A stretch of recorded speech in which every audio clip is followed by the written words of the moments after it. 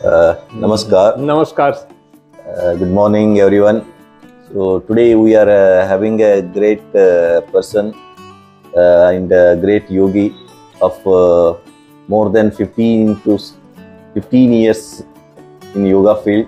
So with our Mr. Yogi and Captain Rajendra Singh. Sir नमस्ते। नमस्ते। बताइए आपका एक्सपीरियंस और आपके बारे में, तो हम लोगों को कुछ जानकारी मिल जाए इन योगा फील्ड। ये काफ़ी लंबी यात्रा है। मैं योग के प्रति झुकाव मेरा बना था अपने पिताजी को देख के। पिताजी मेरे अभी 93 साल के हैं और उनसे ही बचपन में हम देखते थे वो योग की क्रियाएं करते थे, तो और हमें प्रेरित करते थे। मगर ऐसे आपको मालूम है कि बच्चे के तौर पे हमें भी अच्छा नहीं लगता था कि योग करें। मगर जब समय आया, जब सेना को जो मैंने ज्वाइन किया, तो फिर देखा कि यहाँ पे जवानों को बहुत ज़रूरत थी। बहुत ज़्यादा डिफ़िकल्ट सिचुएशन में, कई बार छुट्टी नहीं मिलने से, कई शारीरिक स्थिति से, घर परिवार की चिंता की वजह से जवानों में बहुत तनाव रहता था। तो मॉडर्न मेडिकल की सारी फैसिलिटीज़ तो सेना में हैं, सारे संसाधन हैं, मगर कई बार वो तनाव की वजह से, अवसाद की वजह से और जो उनका दबाव रहता था उससे वो उनकी कार्यप्रणाली हो जाती थी।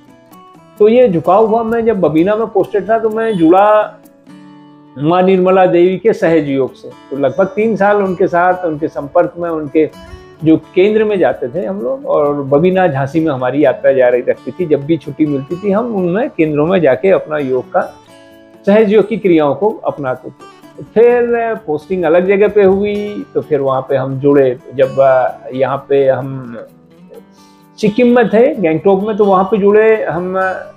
आर्ट ऑफ लिविंग के एक योग शिक्षक ने हमको जोड़ा, तो सहज ये हमने आर्ट फाउंडेशन कोर्स वगैरह किया।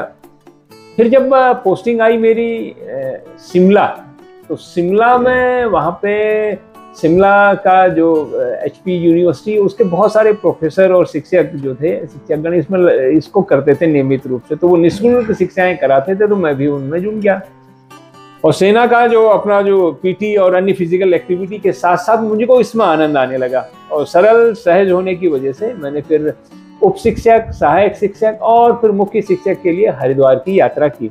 तो वहाँ पे मुझको दायित्व भी मिला पूर्व सैनिक संगठन का, और वहाँ पे हम बहुत बड़ी हमारी एक टीम बन गई थी। तो फिर इस तरह से यात्रा हमारी बढ़ती चली गई।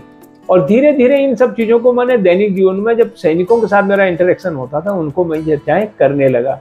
इसका लाभ मुझको भी मिला। मेरी अपनी कई समस्याएं थी फिजिकल, तो वो जैसे आर्टिकेरिया की समस्या थी जो बचपन से ही थी, वो दूर हुई। दूसरी समस्याएं थी आँखों की, और आँखों की समस्याओं में भी थोड़ा उसमें लगा कि इसका प्रभाव पड़ता है। तो इसकी वजह से फिर जुड़ते चले गए और फिर विभिन्न प्रकार के शिविर मैंने आयोजित किए और अपनी एक टीम बनाई। और फिर जब पोस्टिंग में 2012 में आया बेंगलोर में, तो यहाँ पर मेरी एक और अच्छी टीम बनी। बेंगलोर तो एक सपनों का शहर है हमारे लिए। तो ये अब आप लगा लें, जैसे विश्व के लिए USA है, तो वैसे सामान्य भारतीय के लिए बेंगलोर ही एक सपनों का शहर है। यही IT नगरी है, यही हमारा कैलिफोर्निया है, यही सब कुछ है। तो यहाँ पे जब आए तो हमारे पंखों को उड़ान मिली और यहाँ पे एक टीम बन गई। इस तरीके से हम धीरे धीरे योग के विभिन्न प्रकार की कक्षाओं का किया। और मैंने फिर कोरोना पीरियड में लगभग 12 सफलतापूर्वक ऑनलाइन क्लासों का भी संचालन किया। धन्यवाद। गुड, धन्यवाद राजेंद्र सिंह जी। धन्यवाद।